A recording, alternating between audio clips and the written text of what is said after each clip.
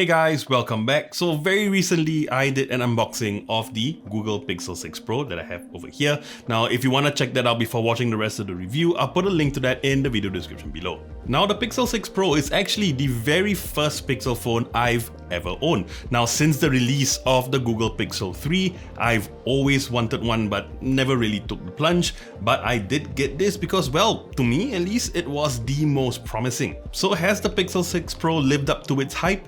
Well, honestly, not really. Now this is actually going to be a pretty long video because, well, I have a lot to say. But I purchased the Pixel 6 Pro. It wasn't sent over to me by Google, obviously. So this means that, you know what, I'm going to be posting more videos in the future once there are major updates, and I'll let you guys know how they are. So do remember to subscribe so you don't miss those videos. So first up, we're going to talk about the design. Now, it is quite unique. I would actually go as far as to say it's probably one of the most unique designs on any phone in recent years, at least at the back. And of course, one of the main reasons for that would be the camera module. Now, yeah, so the camera module, well, is a first for me at least. It actually spans the entire width of the phone, and the bulge is pretty big as well.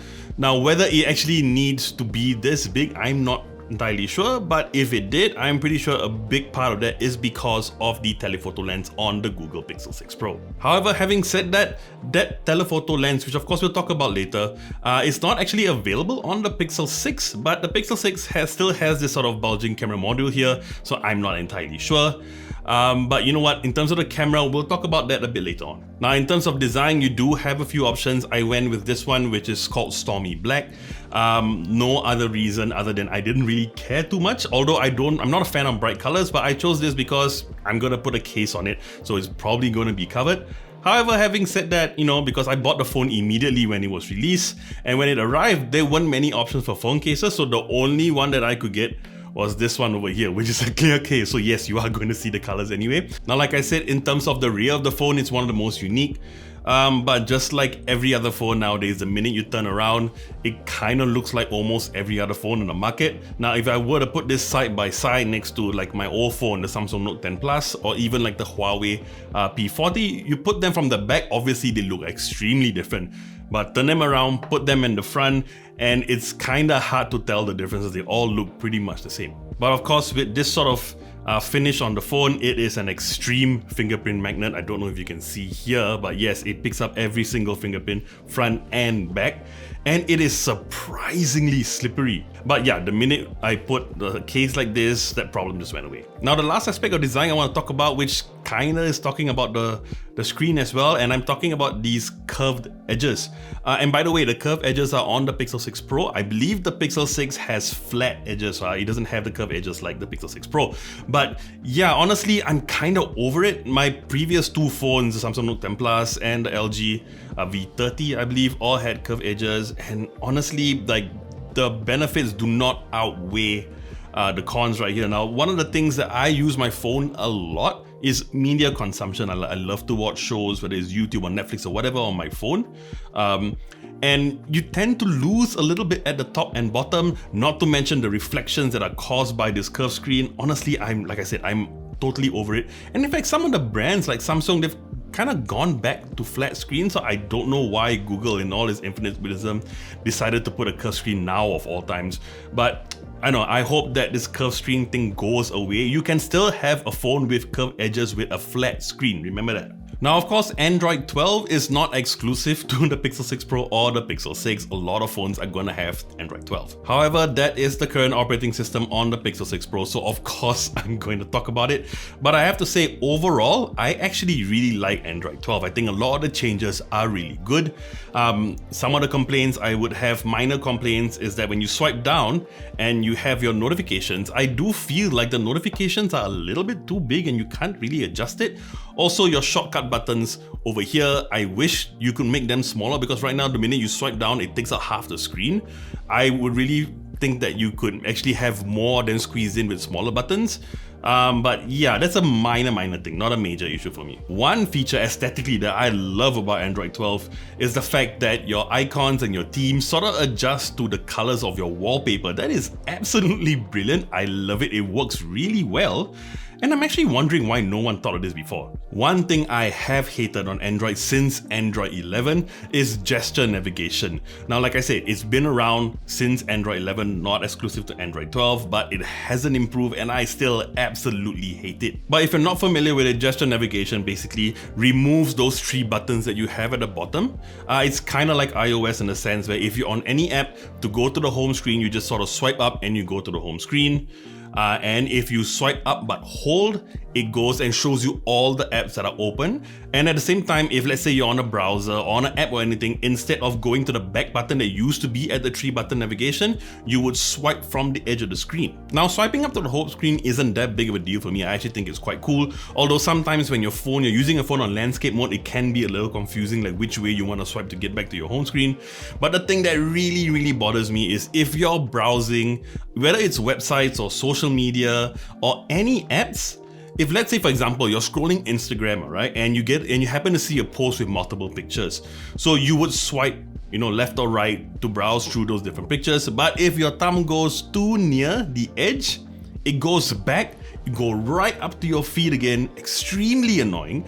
And if you were browsing, let's say for example, if I was browsing the news and I was scrolling through and happened to see a picture, if I accidentally swipe to the right, it goes right back up to the top again. It is so annoying, and honestly, after just 2 days of it, I went back to the 3-button navigation, which you actually have the option to do in your Android settings. Now, the other thing that I'm actually kind of furious about, now obviously you can have widgets on your phone. We've had widgets on Android phones for ages, but right at the top, you have your date and time, and that entire top column, you can't put any widgets there, right? You can't move it up there. I can't remove this date and time and put my own widget. That's ridiculous. I would expect this sort of dictator-like restriction from an Apple device, but on Android, I don't know, this is totally unacceptable for me, and I really hope Google fixes this as soon as possible. Now, next up, let's talk about this screen, alright? So this is an LTPO AMOLED screen. We'll talk a bit more about the LTPO part of it later on, but this has a resolution of 3120 by 1440p,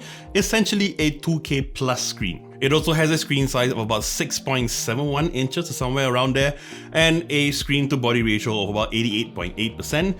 Not something that I quite care about. In fact, I do like a phone with a little bit of bezel, but I'll just let you guys know in case it matters to you. But yeah, in terms of the performance of the screen, I think it's absolutely brilliant, right up there with among the best phone screens around. Now, a lot of people would argue that Samsung has the best screens, but I've used Samsung phones for a while and this is definitely right up there. Colors are brilliant. It's really good under like the sun. I don't have an issue where I can't see what I'm doing. When you watch shows, they look absolutely brilliant. And then when you do some research on the phone, you actually find out that this screen, this LTPO AMOLED screen, is actually made by Samsung. So yeah, that sort of makes sense. My one complaint about the screen, and again, it's not really about the performance of the screen, but it's got more to do with the brightness or the auto brightness. Now, it actually has one of the worst auto brightness I've ever encountered, and I'm not quite sure why that's the case. But yeah, it does a pretty bad job of adjusting its brightness according to the surrounding light. I don't know why it's that bad. I would think that it would sort of be like standard with every phone, but this is something Google definitely needs to look into because right now it's not that accurate at all. Now the screen also has an in-screen fingerprint sensor, which most of the time works great. However, one thing I noticed is that if I'm in an area where it's really cold, the weather is like -2 or -3 and my hands are pretty cold, it does take a few times before it registers my fingerprint. Now, like I said, the Pixel 6 Pro has an LTPO AMOLED display, which is actually a really good thing because LTPO, or that sort of technology, actually allows you to vary the refresh rate, which will actually save a lot of battery. Now, it can actually do that dynamically, and in some cases, it can actually drop the refresh rate all the way down to even 1 Hz, which actually Apple utilizes in some of their wearable devices. However, for some weird reason, and I don't know why this is, Google has actually sort of restricted the amount that it can dynamically refresh. So if you go to your settings, you basically have the option to switch on something called smooth display on and off. Now, if you switch it on, it can go all the way up to 120 and it can sort of switch between 120 and 60 Hz. But if you switch it off, it stays at 60. Now, I don't know why it would only give you those 2 options. It should really allow you to drop it down even further if you're looking at something static. So that would actually save battery life even more. And yes, we are going to talk about battery life later. So again, I do hope that Google does put an update and allows it to, dynamically refresh a bit more than just 120 and 60. Now on to one of the main reasons that I took the plunge and bought the Pixel 6 Pro, and that is the new custom-built processor by Google called the Google Tensor. So yes, Google has followed Apple's lead and actually created their own custom-built processor, which, by the way, when I say built, I don't mean that they actually built it themselves.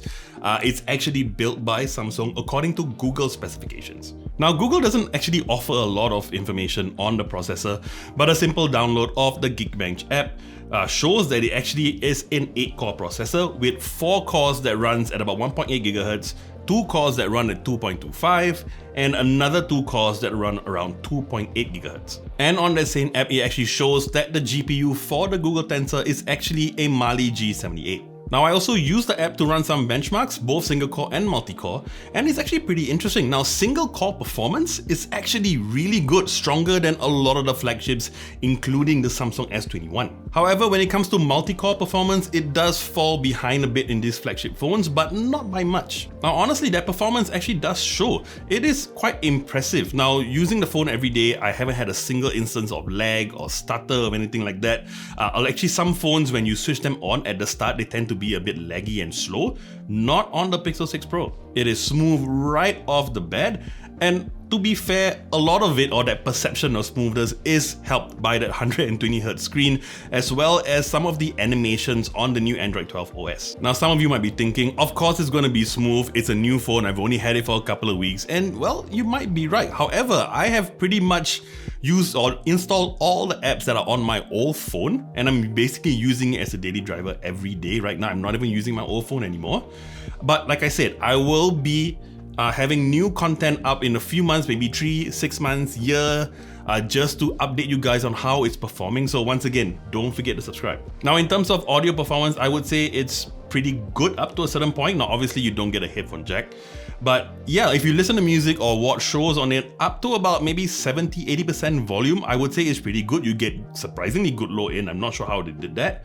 But the minute you get it up to full volume, that sort of low end is drowned out by a lot of mid-rangey and tinny sounds, and it's not really that great. So what I would say is, as much as possible, don't go above 80% if you want like the best audio listening experience on the Pixel 6 Pro. Now, one thing Google boasts with this new Google Tensor processor is something they call maximum power efficiency. No idea what that means. And on the Pixel 6 Pro, you get a whopping 5,000 mAh battery, but on the Pixel 6, it's about 4,600, still pretty respectable. Now, with the claims that Google have made with their new Tensor processor, plus that 5,000 mAh battery, I had a lot of high hopes for the battery life, and I was hoping for like 1.5 to maybe even 2-day battery life, like what I got with the Huawei P40. Unfortunately, that's not really the case. Now, yeah, honestly, I was pretty disappointed. I wouldn't consider myself to be a heavy user of my phone, at least not during the day when I'm at work. But even then, even on a weekday when I don't touch my phone as much, there's no way I get more than a day out of the phone without having like maybe 10 to 15% battery left. I honestly expected much better battery life with the Pixel 6 Pro, but you're gonna be hearing me say this a lot, but I do hope that Google fixes this in a future update, and I think they can. Now, another disappointing thing power-wise is actually charging. Now, once again, Google has taken a page out of Apple's playbook and removed the charger and made it an optional extra. Now, I'm not gonna rant about that because if I did, this video would be a few hours long, but that's not even the main issue here. Now, Google boasts being able to charge the Pixel 6 Pro from 0 to 50 in about 30 minutes, and more or less that's pretty accurate. The weird thing is though, once you get above 60 to 70%, it took almost an hour to get to 100%. Now, I actually think that's pretty slow and nowhere near the kind of speeds that I get in my previous phone, even a phone that's 2 years old. Now, I'm not sure if this is an issue or something that Google has done to sort of help with the battery life, but I think it's a little bit too slow and Google should really fix that. Now, one thing I absolutely love, and I believe this feature is available on the previous Pixel phones, but I'm talking about Pixel Adaptive Charging. And how that works actually is, if let's say for example you set a timer or an alarm, let's say I got a morning alarm at 7 AM every day, all right?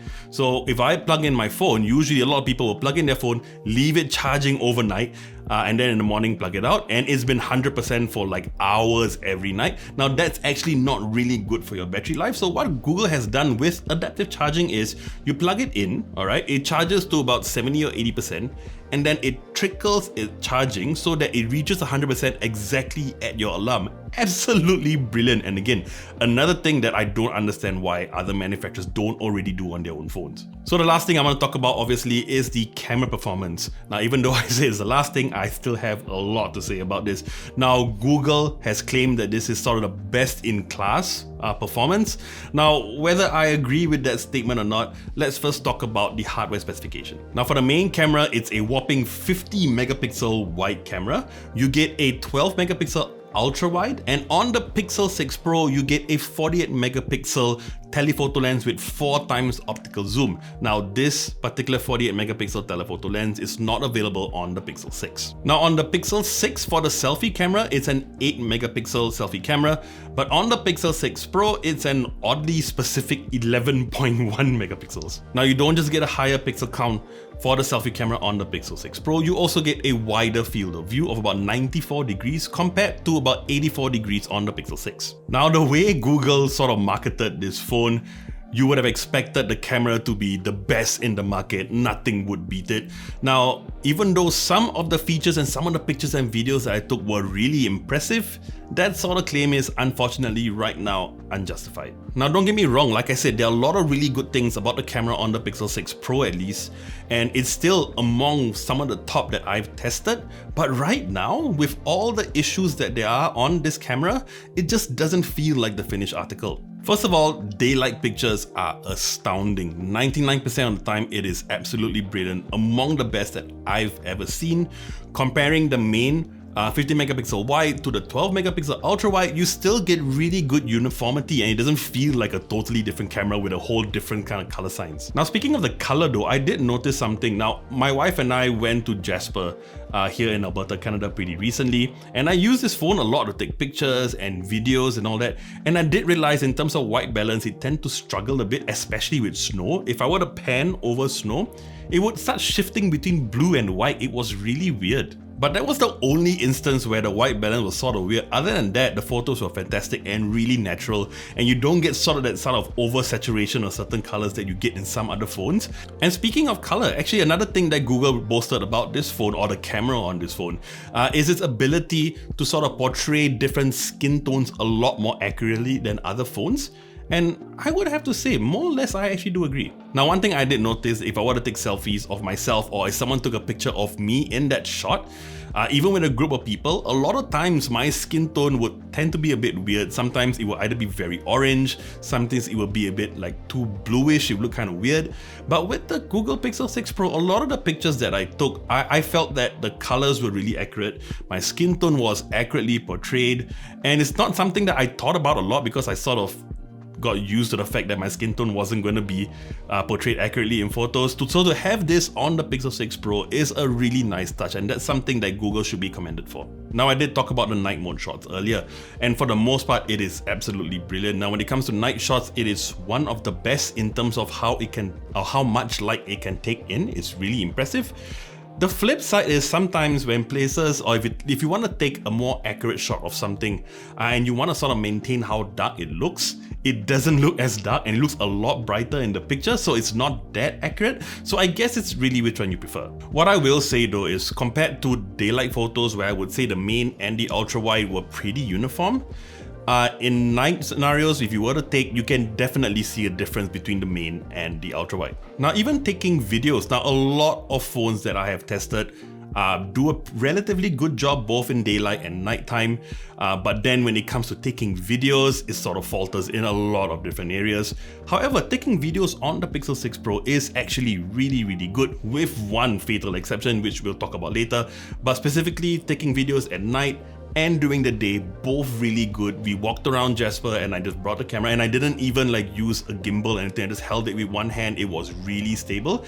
And yes, you can shoot 4K all the way to 60 FPS. Now, there is one absolute major flaw when it comes to taking pictures with the Pixel 6 Pro, and it's got something to do with what we call lens flare. Now, if you're not familiar with lens flare, it's when you take a picture and you've got a light source somewhere in the shot and you start to see streaks or flares around that light. Well, yeah, that's basically called lens flare. Now, lens flare is caused by light reflecting on multiple surfaces or multiple lenses. Now, I did mention that the Pixel 6 Pro had a 48 megapixel telephoto lens with 4x optical zoom. Now, it achieves optical zoom apart from just digital through multiple lenses, and it's arranged in sort of like a telescopic formation. Now, yes, that means that it does have multiple lenses. So this, I think, is really the main reason why the lens flare is so obvious. Now, this is where all of Google's updates might not be able to fix, because I don't know if you can fix a problem like lens flare through software updates.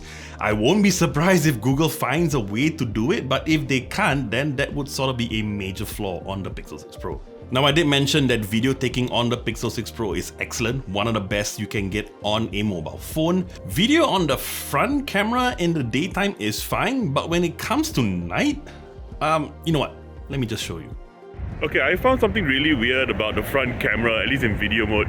So I've got the light in my face. The minute I turn around, it is god-awful. This is one of the worst selfie camera videos I have ever seen. Now, I'm not sure what's causing that. Whether it's a software thing or a hardware thing, I'm not sure, but again, I do hope that Google can fix that. So yeah, these are pretty much the main points that I wanted to bring up in my review of the Pixel 6 Pro. Now, of course, there are many different aspects to the phone that I probably didn't address. Now, if you do have any questions that you might have on the Pixel 6 Pro, please do feel free to leave a comment below, and if I can answer them, I definitely will. Now, you can get the Pixel 6 Pro with either 128 or 256 gigabytes, but both come with 12 gigabytes of RAM. Now, the one with the 128 gigabytes comes in at about $899 US, and the one with 256 gigabyte comes in at about $999 US. I'm leaning towards the fact that at $899 US, I still think it's pretty good value, even if there were no major updates in the future.